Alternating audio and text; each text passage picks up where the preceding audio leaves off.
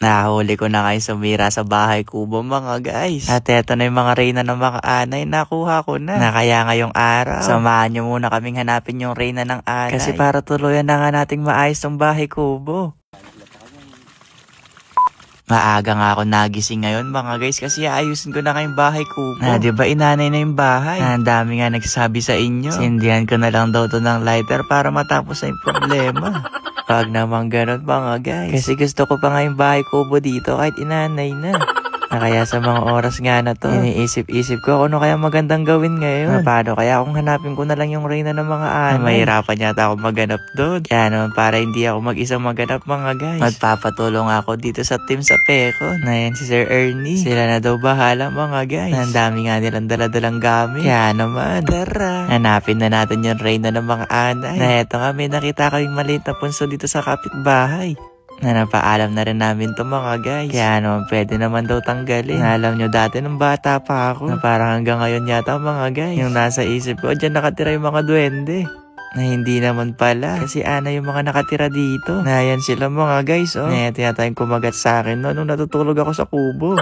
Ganyan na ganyan yung itsura nila. Kaya naman posibleng nandyan din yung reyna. Na eto, nakita na yung bahay niya. Na eto na daw yata yung reyna ng mga duwende. Chot. Na yung reyna ng mga anay. Na eto nga'y nagpaparami mga guys. Kaya kailangan talagang mahanap to. Para mahinto sa pagdami yung mga anay. Na nahiya nga siyang lumabas. Kaya mamaya na natin to i-unbox mga guys.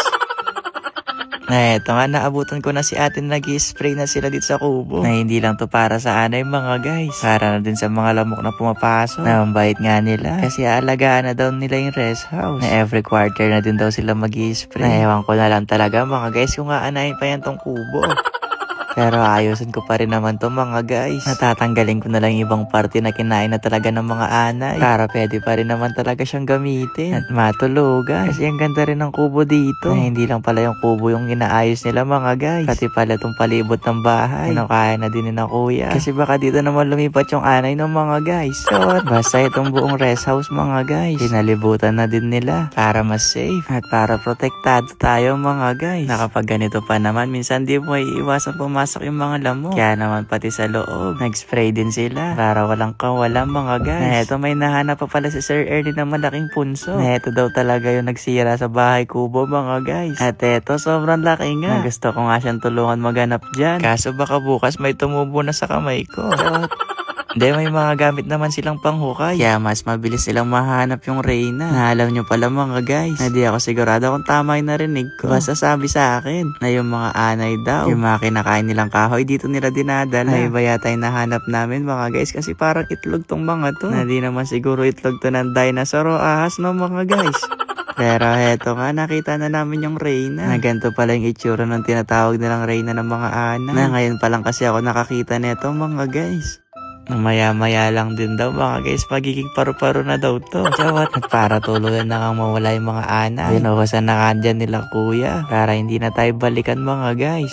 Na kaya naman kung naghahanap ka ng anti-pest services ngayon, pwede niyong i-message yung sa Peko. Na ilalagay ko na lang yung page nila sa comment section. Na eto unbox na natin tong isa mga guys. Wow, unboxing yarn. Ang lupa yata yung tawag. Basta eto, buksan na natin. Na mas maliit nga tong una nating nakuha kanina. Kumpara nga sa pangalawang reyna.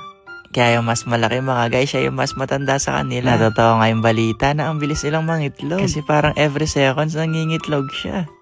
Kaya di na ako nagtaka mga guys kung bakit apakaraming anay sa kubo. Pero ngayon wala na nga sila. At sana hindi na rin bumalik. Kaya naman siguro update ko na lang kayo sa susunod na araw mga guys. Basta ayun lang. Bye-bye!